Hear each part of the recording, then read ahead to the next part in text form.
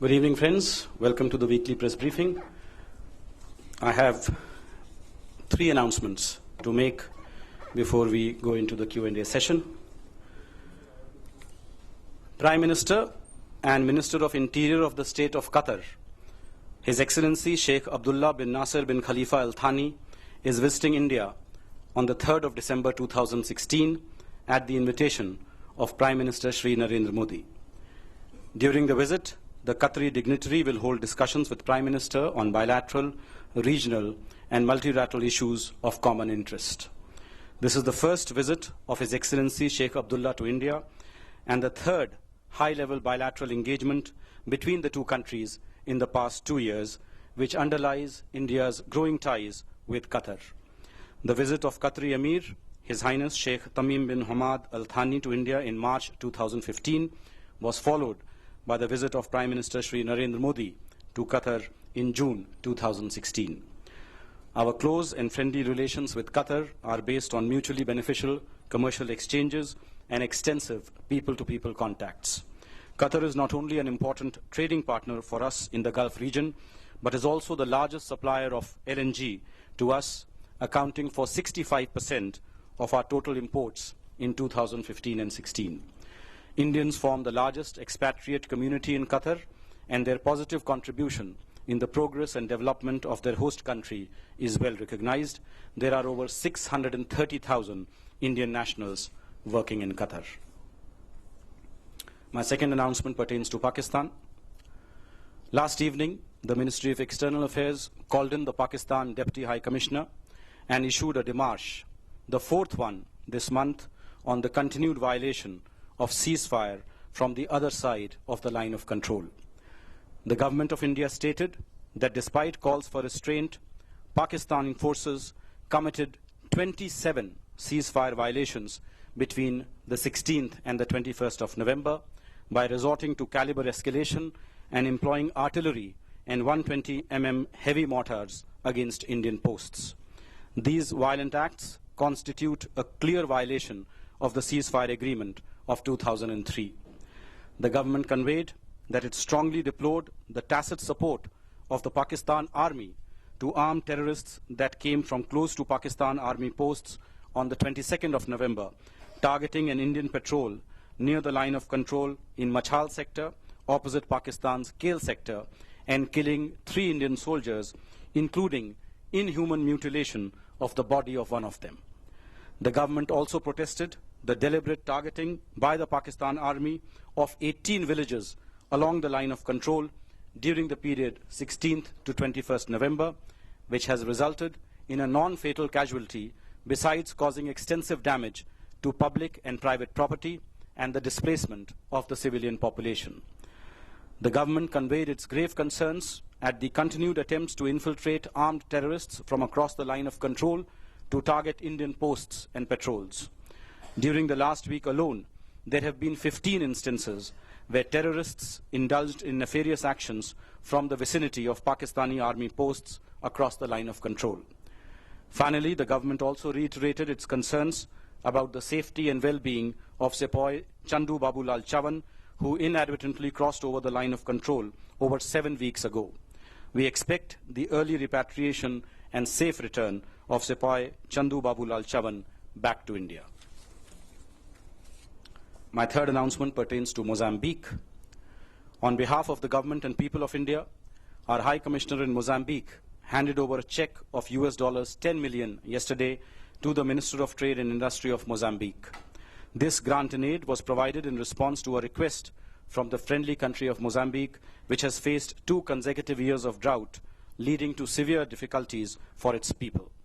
The Indian grant would help the Mozambique authorities to urgently purchase wheat from the international market and thus help ensure availability of food for vulnerable sections of the Mozambican population. India and Mozambique have long had warm and multifaceted relations. India was among the first countries to open its embassy in Maputo after Mozambique won its freedom in 1975. Mozambique is also home to nearly 20,000 persons of Indian origin who provide a human link between the populations of both countries. Mozambique is also among our most important economic partners in Africa and accounts for almost 25% of India's net foreign direct investment in Africa. We see a closer economic partnership with Mozambique as a vital ingredient in addressing India's future needs of energy and food security. Mozambique was the first country in mainland Africa that Prime Minister Shri Narendra Modi visited earlier this year. The gift from India for purchase of wheat is a gesture of solidarity for a country which we see as one of our most important future partners. That concludes my announcements. Floor is now open for questions. Aditya? Vikas, Sartaj Aziz, the Foreign Affairs Advisor of Pakistan Prime Minister, would be visiting, in fact, the Heart of Asia conference. He has informed the Senate in Pakistan about a committee, particularly on Kashmir, which would, rake up the Kashmir issue globally. Not just that, he has said that the Pakistan High Commission in New Delhi is making outreach efforts, particularly on what is happening on the Kashmir issue. How do you react to such a situation? And again, Pakistan is trying to internationalize the Kashmir issue. How would India respond to this? Okay, your question had two parts. As far as the issue of highlighting the Kashmir issue is concerned, I think Pakistan's efforts have not gained any traction on the international stage whatsoever. Pakistan will be well advised to focus its energies on stemming the rot of terrorism instead of expending its breath in making baseless allegations. As far as the so-called outreach effort is concerned, I think he would be well advised to rather view Pakistanis to end his government's policy of state sponsorship of terrorism. Vinita? Vikas, I need a confirmation on something.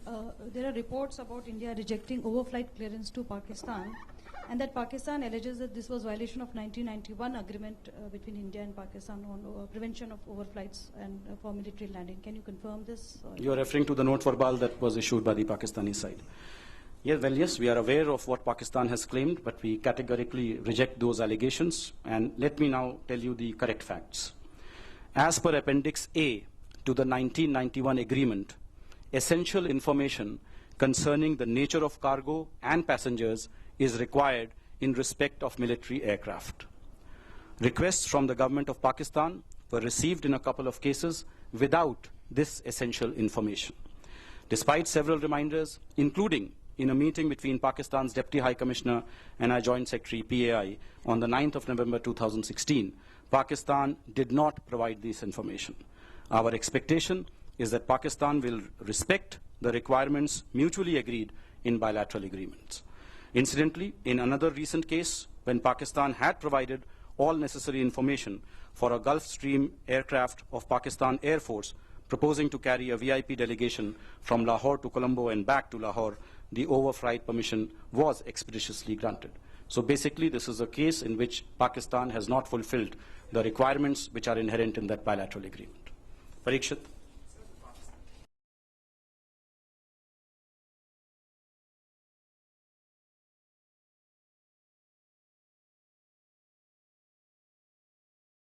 What we've seen very, very recently, is it even possible to make that offer to Pakistan at this juncture? Well, our position on this has been very, very clear from the very beginning. We are for a dialogue with Pakistan, but talks and terror cannot happen together. It is incumbent on Pakistan to create the necessary environment for a conducive bilateral dialogue to happen. And External Affairs Minister, in fact, said this very, very pithily in her address to the United Nations, when she said that only two words are required for Pakistan to do something to enable the dialogue to begin: end terrorism. Venkat? Because this is about reports in the media suggesting that the Indian government has established links with the new Trump administration when the Foreign Secretary went there. At what level has this happened? And Nikki Haley has now been made U.S. ambassador to the UN. And considering that you have 3 million Indians living in America, and more than 40 people of Indian origin were working in the White House of President Obama, how do you look at the role the diaspora can play in promoting relations between the Trump administration and India? Thanks. As far as the first part of your question is concerned, as I had informed you earlier, Foreign Secretary did visit the United States, earlier this month as part of regular bilateral consultations. He met with members of the current US administration. He also had meetings in the US Congress. And yes, I can confirm that Foreign Secretary interacted with very senior levels of the Trump transition team as well. This is the first part of your question. Your second part of your question pertained to the appointment of Governor Nikki Haley as the US PR to the United Nations. Well, as you know, we know Governor Haley very well. We recognize her as a very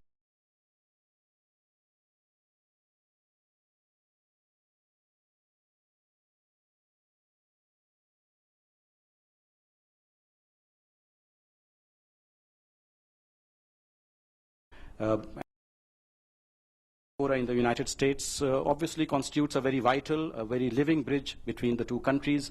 Their contribution to the progress and well-being of the United States has been very well appreciated. It's a model immigrant community as far as we are concerned, and this has been appreciated across the board, by all sections of the United States population. Akhilesh. So, though in the last briefing you had mentioned about it, but still, demonetization impact is in India.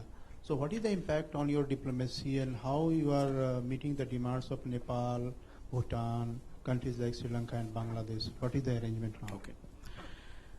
Okay. I think the important aspect is in relation to Nepal and Bhutan, because in Nepal, Indian currency is legal tender and things like that. So both the Nepal Rashtra Bank and the Royal Monetary Authority of Bhutan are in touch with the Reserve Bank of India regarding facilitation of collection and deposit of Indian Bank old series notes of rupees 500 and 1000 that are already in stock of the central banks and other financial institutions and general public in Nepal and Bhutan under existing provisions. The matter has been raised by both the governments of Nepal and Bhutan as well with us. The government is considering the matter, and the RBI will remain in touch with their counterparts in Nepal and Bhutan. And as you know, interministerial task force, which I mentioned to you last time, has also been set up to look into the other issues faced by foreigners, foreign tourists, by foreign diplomatic missions, by people coming for medical tourism and things like that. So that task force is also meeting regularly, and we await their recommendations. Well, as I said, this is a continuing, it's not as if that you meet in one meeting and you have everything.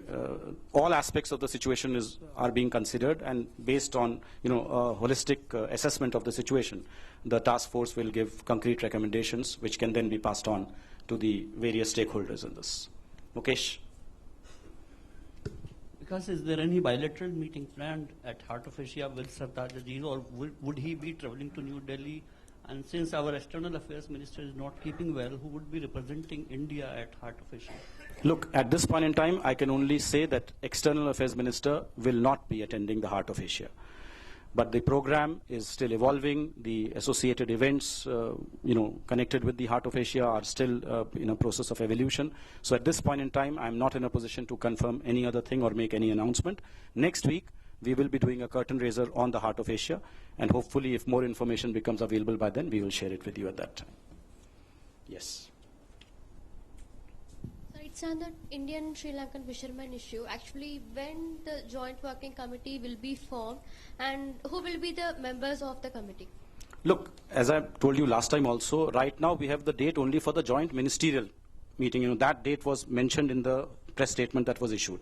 But it was left open as to when the joint working group would meet. So please await further developments in this regard. I mean, obviously, we will not keep the joint working group meeting a secret. This is an issue that is of deep concern to both the governments.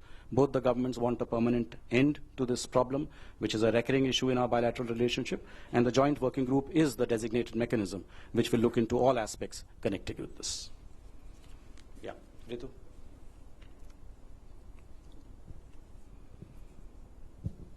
Sir, big guns are booming along the LOC from both the sides. So is it safe to say that ceasefire agreement 2003 is unofficially off the table? Look, our position is very clear. This was reiterated by the DGMO in the statement that they put out last night as well. We never intentionally target, Pakistani posts across the LOC. We have no interest in violating the ceasefire. You know very well why ceasefire violations take place. Very often, they provide a cover for Pakistan to infiltrate terrorists into our side of the international border or the line of control. So the onus for stopping ceasefire violations clearly lies on Pakistan. Kalol.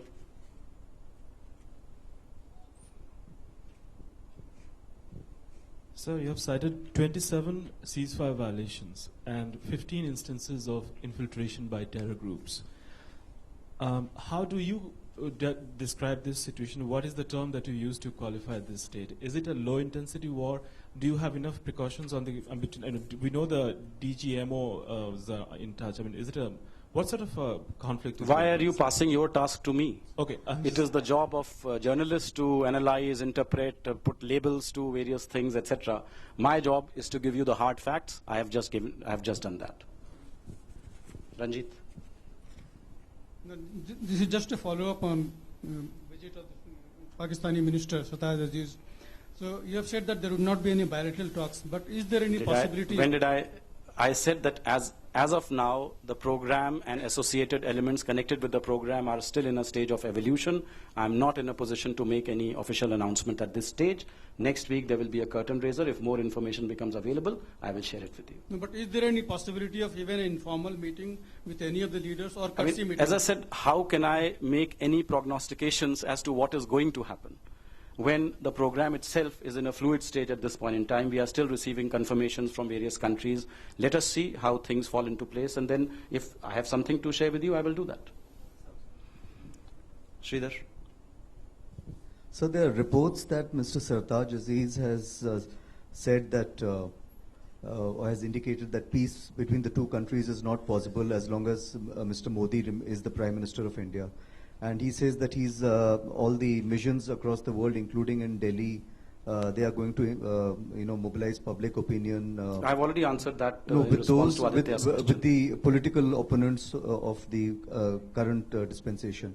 So how do you read the situation when he's... And Pakistan accuses us of meddling in their internal affairs?